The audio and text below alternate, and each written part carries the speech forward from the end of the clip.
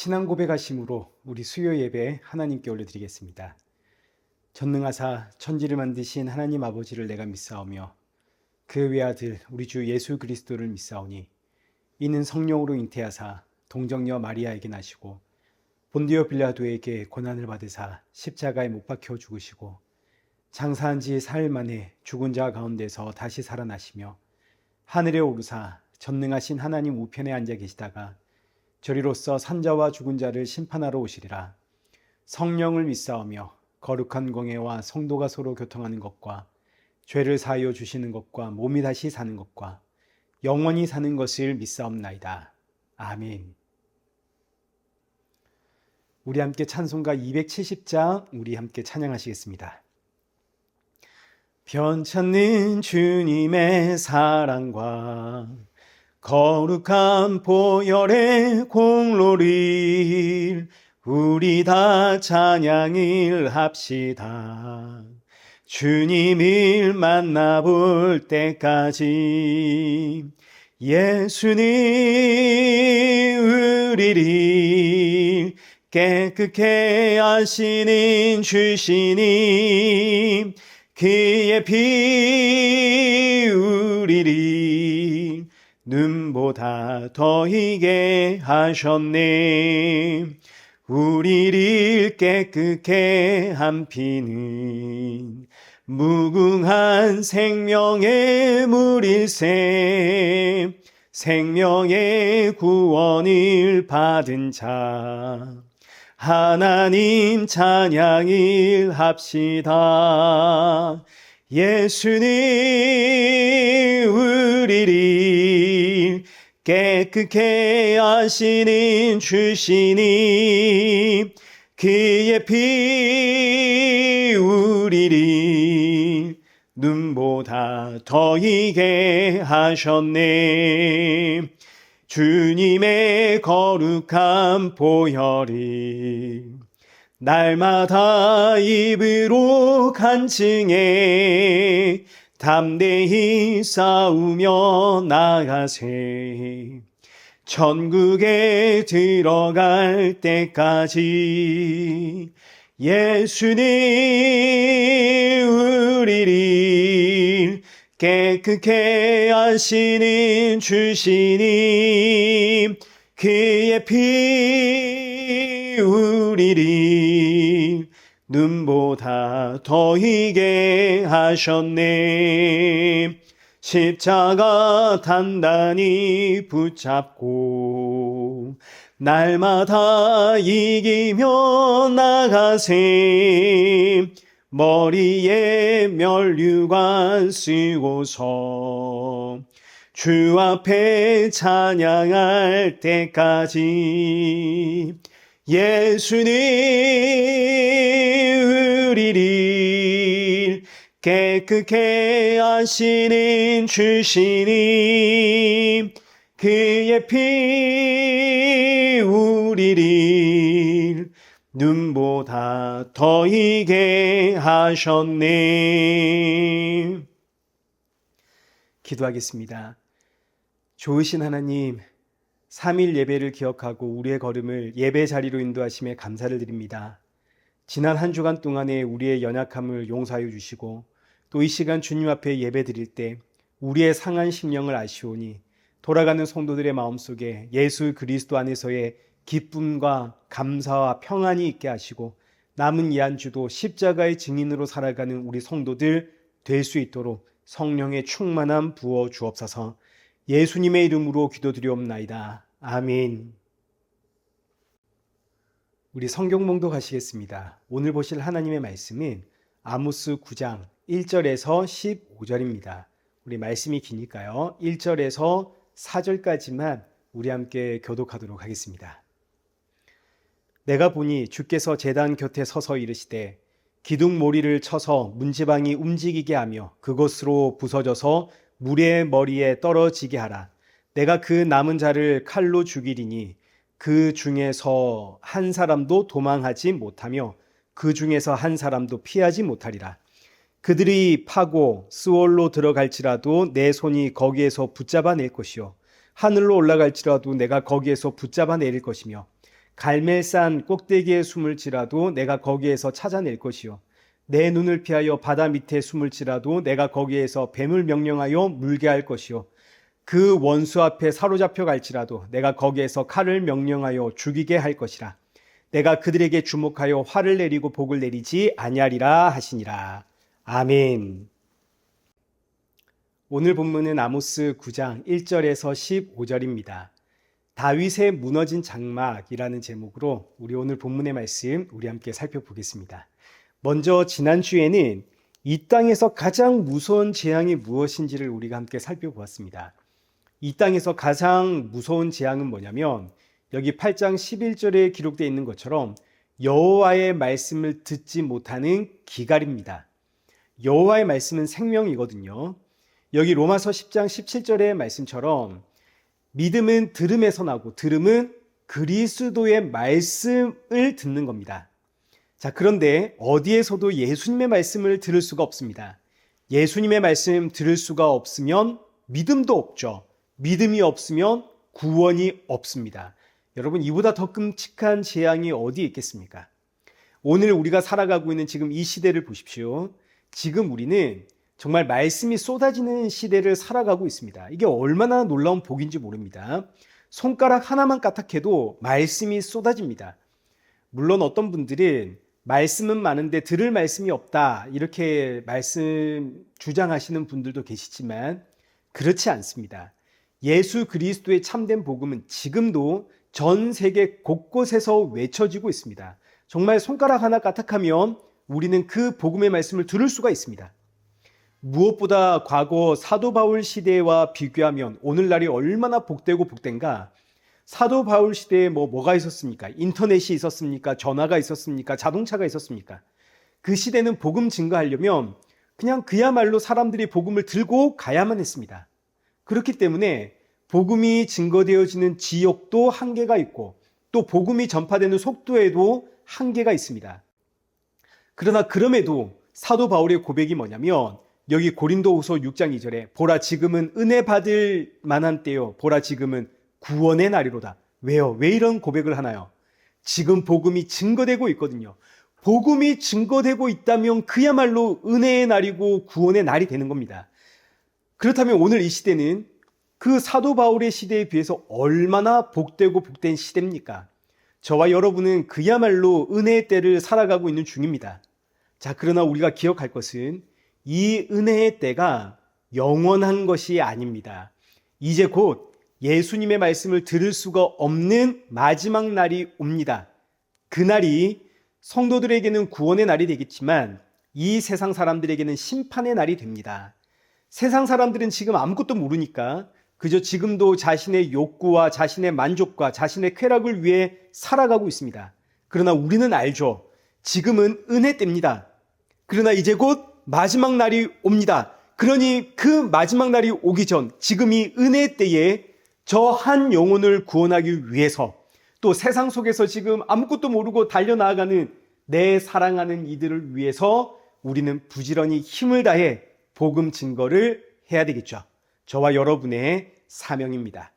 자, 그리고 나서 이제 이어지는 오늘 본문은 여호와의 말씀을 들을 수 없게 되는 그 마지막 날에 여호와의 말씀 듣기를 거부한 자들은 어떻게 되는가?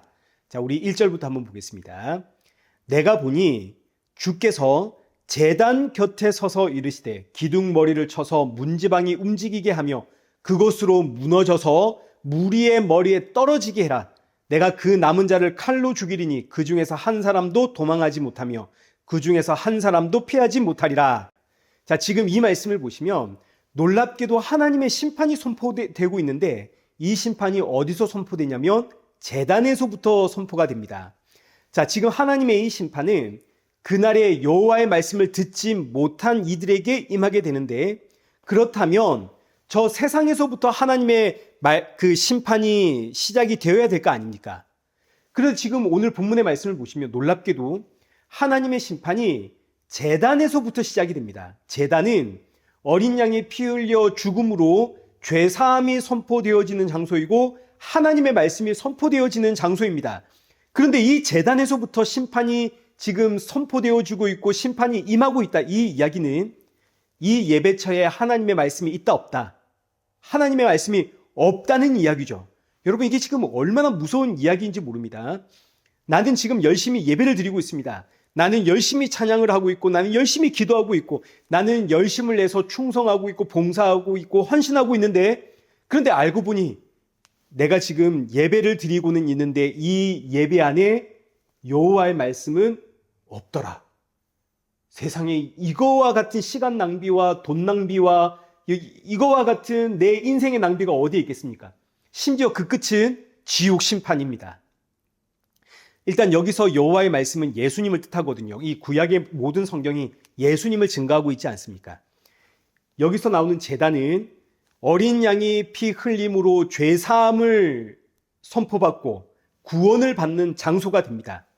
그러니 이스라엘 백성들은 제단에서 이 하나님 앞에 예배드리면서 마땅히 날 구원하신 이 하나님의 어린 양, 그 하나님의 말씀, 여호와의 말씀을 들어야 되는데 제단에서 어린 양은 피를 흘리고 있는데 이 어린 양이 왜 피를 흘리는지는 모르고 그저 오늘은 우리가 소를 가지고 왔습니다. 소를 바쳤으니까 하나님이 더 기뻐하시겠지. 하나님이 우리에게 더 많은 복을 주시겠지. 분명히 예배는 드리고 있는데 여호와의 말씀이 선포되지 않는 하나님의 어린 양이신 예수 그리스도가 없는 예배를 드리더라. 자, 그날이 되면 예수님이 없는 예배자는 전부 심판을 받습니다. 여기 1절 보십시오. 하나님께서 이 성전의 기둥 머리를 치겠다 그럽니다. 그래서 천장이 와르르 무너지게 하겠다 이거죠. 거기에 깔려서 사람들이 다 죽는 겁니다. 예배드리다가 그러니까 지금 예배드리다가 전부 깔려 죽는 거죠. 하나님의 심판이 교회에서부터 시작이 되는 겁니다. 그 중에 혹 피하는 자가 있다면 칼로 죽임을 당합니다. 그리고 이어지는 말씀이 한 사람도 도망가지 못하고 한 사람도 피하지 못하리라. 이것뿐만 아닙니다. 자, 2절 보시면 그들이 파고 스올로 들어갈지라도 내 손이 거기에서 붙잡아낼 것이요 하늘로 올라갈지라도 내가 거기에서 붙잡아내릴 것이며 자, 여기 2절에 보시면 그들이 파고 스올로 들어갈지라도 이렇게 번역이 되어 있는데 참 이게 번역을 왜 이렇게 했는지 모르겠습니다. 파고 스올 이게 마치 한 문장 한 단어처럼 보이는데 그게 아니라 그들이 파고 땅을 팠다는 이야기입니다. 그들이 땅을 파서 스올로 들어갈지라도 이제 이렇게 번역을 해야 올바른 해석입니다. 여기서 스올은 지옥을 뜻하기도 하고 동시에 지하에 감추어진 세상 이런 의미를 가지고 있습니다. 자, 여기서는 지하에 감추어진 세상을 뜻하는 겁니다. 땅을 깊이 파서 이 세상 사람들이 모르는 지하 깊숙한 곳으로 도망을 가도 하나님이 거기에서 그들을 붙잡아 꺼내어 하나님의 심판대에 세우실 것이고 반대로 저 높은 하늘로 도망갈지라도 하나님이 그들을 붙잡아 심판대에 세우실 겁니다. 3절 갈멜산 꼭대기에 숨을 치라도 이 갈멜산에는 자연 동굴이 많다 그럽니다. 얼마나 많은지 작정하고 거기에 사람이 숨으면 찾아낼 수가 없다 그럽니다. 그런 자연 동굴 그 갈멜산 꼭대기에 숨을 치라도 하나님이 다 찾아내서 하나님의 심판대 앞에 세우겠다 이겁니다. 하나님의 눈을 피해서 바다 깊이 도망가도 하나님이 꺼내오고 이제 4절 말씀 보시면 혹 원수에게 사로잡혔다 할지라도 거기서 내가 심판하겠다. 그리고 다시 1절로 넘어가서 한 사람도 도망가지 못하고 한 사람도 피하지 못한다.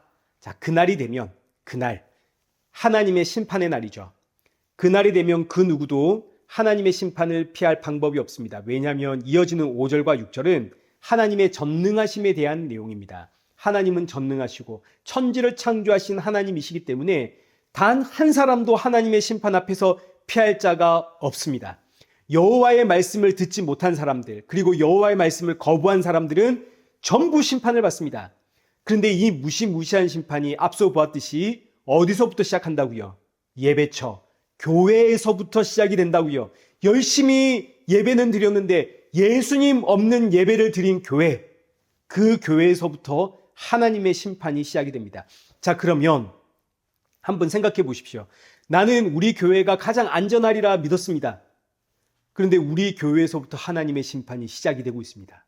얼마나 무섭습니까? 그니 지금 우리가 해야 하는 가장 시급한 일은 내가 지금 예배 드리고 있는 이곳에 예수 그리스도가 있는가 없는가 이것부터 우리가 살펴봐야 되겠죠.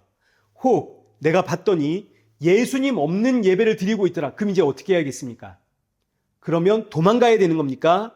아니죠. 여러분, 내가 도망가면 예수님 없는 예배를 드리고 있는 지금 이 예배처, 여기에는 이 수많은 사람들은 다 어떡하라는 이야기입니까? 도망갈 것이 아니라 그곳에서 내가 예수님 증거해야겠죠. 우리의 예배가 예수님 있는 예배가 되도록 말씀을 듣고 함께 나누는 그 교제 시간 때, 그래서 나는 예수님밖에 없습니다. 예수님 증거함으로 우리의 예배가 예수님 계시는 예배가 되도록 해야 될 거 아닙니까? 이게 저와 여러분의 사명입니다. 그러니 이 말씀을 듣고 계시는 한국의 성도 여러분, 여러분의 사명입니다. 내 교회가 예수님이 중심되는 교회가 아니다, 이걸 내가 알았다면 이건 하나님께서 여러분에게 알려주신 마음 아닙니까? 이건 원망하고 불평할 일이 아니라, 우리 교회는 예수님이 없어 비난할 일이 아니라 하나님이 나를 이 교회 선지자로 보낸 겁니다. 예수님을 증거하고 복음 증거하는 증인이 되라고. 그러니 나는 마땅히 이 교회에서 더 많이 섬기고 더 많이 헌신하고 더 많이 충성함으로 예수님 증거해야 됩니다. 여러분의 사명입니다. 자, 이제 이어지는 10절을 한번 보십시오.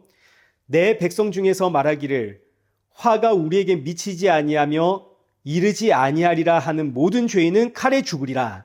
자, 지금 이스라엘의 이야기입니다. 이스라엘 백성들이 하나님 앞에 예배드리고 있거든요. 우리는 하나님 앞에 예배하고 있고, 우리는 하나님 앞에 찬양하고 있고, 우리는 하나님 앞에 기도하고 있다. 그러니 하나님의 심판의 말씀을 들을 때마다 이건 우리 이야기 아니야. 하나님의 심판이 우리에게 임하지 않아. 우리는 예배자야. 그런데 하나님의 심판은 이들에게 제일 먼저 닥친다 이겁니다. 왜냐하면 이들의 예배는 누가 없으니까요. 예수님 없으니까요. 하나님께서 아모스 선지자를 통해서 끝없이 외치는 말씀이 뭐냐면, 나는 너희의 예배를 기뻐하지 않는다. 이 말씀이 얼마나 많이 반복되는가? 여기 5장 21절 보십시오. 내가 너희 절기들을 미워하여 멸시하며 너희 성회들을 기뻐하지 아니하나니. 23절. 내 노랫소리를 내 앞에서 그칠지어다. 내 비파 소리도 내가 듣지 아니하리라. 예수님이 없는 예배입니다. 하나님께 아무런 의미가 없는 예배죠. 너희의 찬양도 의미가 없고, 너희의 기도도 의미가 없고, 너희의 희생과 너희의 봉사와 너희의 충성, 그 무엇도 내게 의미가 없다. 자, 그런데 이어지는 말씀 보십시오. 이어지는 말씀이 그런데 복음이 되는 겁니다. 여기 7절을 보시면 여호와의 말씀이니라. 이스라엘 자손들아, 너희는 내게 구스 족속같이 아니하냐. 너희는 내게 구스 족속과 같다. 자, 이 말씀이 이중적인 의미를 가지고 있는데, 구스 족속은 흑인입니다. 구스 족속에 대한 대표적인 성경 구절이 여기 예레미야 13장 23절의 말씀입니다. 구스인이 피부를, 표범이 그의 반점을 변하게 할 수 있느냐? 할 수 있다면 악에 익숙한 너희도 선을 행할 수 있으리라. 자, 이게 무슨 이야기냐면, 구스인이 그 시커먼 피부를 변하게 할 수 있느냐? 변하게 할 수 없듯이 죄에서 태어난 너희는 죄인이다, 이런 뜻입니다. 죄에서 태어났기 때문에 너희는 죄인이다. 그러나 동시에 이 말씀이 너희는 그럼에도 불구하고 내 백성이다. 왜냐하면 너희는 언약 가운데 태어난 백성이기 때문이다. 구스인이 피부를 바꿀 수 없는 것처럼 너희도 언약 가운데 태어난 내 백성이기 때문에 무조건 내 백성이다. 이런 이야기입니다. 자, 그러니까 여기 본문 7절에 이스라엘 족속아 너희는 내게 구스 족속과 같다. 이 의미는 첫째, 구스인이 피부를 바꿀 수 없는 것처럼 너희는 죄인이다. 죄인으로 태어났다. 둘째, 그러나 그럼에도 불구하고 너희는 언약으로 맺어진 내 백성이다. 구스인이 피부를 바꿀 수 없는 것처럼 너희는 무조건 내 백성이다. 자, 그래서 이어지는 말씀을 보시면, 자, 마지막 날 아무도 하나님의 심판을 피할 방법이 없습니다. 모든 죄인은 하나님의 심판을 받습니다. 여기 8절도 보십시오. 보라, 주 여호와의 눈이 범죄한 나라를 주목하노니 내가 그것을 지면에서 멸하리라. 하나님의 눈이 죄인을 향해 따라다닙니다. 그 어떤 죄인도 하나님의 눈을 피할 수가 없습니다. 전부 붙잡혀 멸망하게 됩니다. 그런데 이어지는 말씀 보십시오. 그러나 야곱의 집은 온전히 멸하지는 아니하리라. 야곱이 심판 중에 구원을 받는다는 이야기입니다. 여기서 야곱이 이스라엘 민족 아닙니까? 아니, 왜 야곱만 심판을 받다가 구원을 받습니까? 왜 이스라엘 백성들만 예외입니까? 오히려 이스라엘 백성들은 더 크고 무서운 심판을 받아야 되는 거 아닙니까? 세상 사람들은 몰라서 심판을 받지만 이스라엘 백성들은 하나님이 다 알려주셨음에도 불구하고 예수 그리스도가 없는 예배를 드리고 있다면 이들은 더 혼나야 되는 거 아닙니까? 근데 앞서 보았듯이 그 이유가 여기 7절에 있는 말씀처럼 너희는 내게 구스 족속과 같아서 너희도 심판을 받아 마땅하고 오히려 더 많이 심판을 받아야 하는 민족이지만 그러나 너희는 나와 언약으로 묶인 언약의 백성이기 때문에 내가 너희를 묻지도 않고 따지지도 않고 무조건적으로 구원한다 이겁니다. 여기에는 이스라엘의 자격도 필요 없고 조건도 필요 없습니다. 무조건적인 하나님의 구원의 선포만 있을 뿐입니다. 창세전에 내가 너를 지명하여 불렀기 때문에 너는 무조건 내 백성이다. 네가 어떤 사람이든 넌 무조건 내 것이다. 그래서 하나님이 자기 백성은 심판하는 가운데서도 예수 그리스도를 믿게 하심으로 구원을 해낸다 이겁니다. 예수님 없는 예배를 드리던 자들, 하나님께서 그들을 심판 가운데 예수 그리스도를 믿게 하심으로 구원을 해내겠다 하시는 거죠. 자, 그래서 결론이 어디로 가냐면 11절입니다. 그날에 내가 다윗의 무너진 장막을 일으키고 그것들의 틈을 막으며 그 허물어진 것을 일으켜서 옛적과 같이 세우고. 자, 여기서 그날이 마지막 날입니다. 심판의 날, 그 마지막 날. 놀랍게도 지금까지 악만 행했던 이스라엘 백성들이 회복이 되고 구원을 받게 됩니다. 이러면서 아모스서가 끝이 납니다.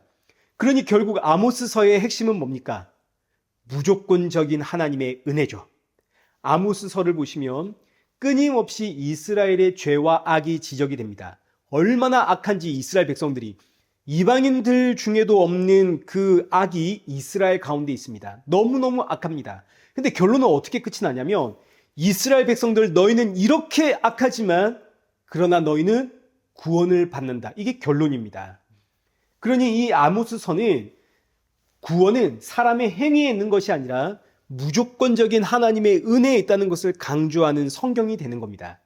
하나님의 무조건적인 은혜가 다윗의 무너진 장막을 회복시키고 하나님의 무조건적인 은혜가 이스라엘과 같은 죄인을 회복시켜 하나님의 자녀로 만들어낸다 이거죠. 이 하나님의 무조건적인 은혜가 바로 예수 그리스도와 십자가입니다. 하나님이 나를 살리려고 이 땅에 오시어 십자가의 죽으심으로 나에게 죄사함 주시고 나에게 구원을 주었습니다. 언제? 내가 하나님이 누군지도 모를 때, 내가 예수님이 누군지도 모를 때, 그때 하나님은 이미 나를 위해 십자가에 죽으시고 때가 되어 나를 찾아오신 거죠. 내 안에 들어와 오심으로 예수님을 믿는 믿음 주심으로 나를 구원하시고 하나님의 자녀 삼으십니다. 하나님의 무조건적인 은혜입니다. 이 무조건적인 은혜가 있기에 저와 여러분이 오늘 구원을 받고 예배당에 나와 예배하고 찬양을 하는 거죠. 그래서 성도의 모든 신앙의 행위는 이 무조건적인 은혜에 대한 감사의 반응으로 나오는 것이지 저와 여러분이 신앙생활을 통해서 구원을 쟁취해내는 게 아닙니다. 또 우리 신앙생활 때문에 구원이 취소되는 것도 아닙니다.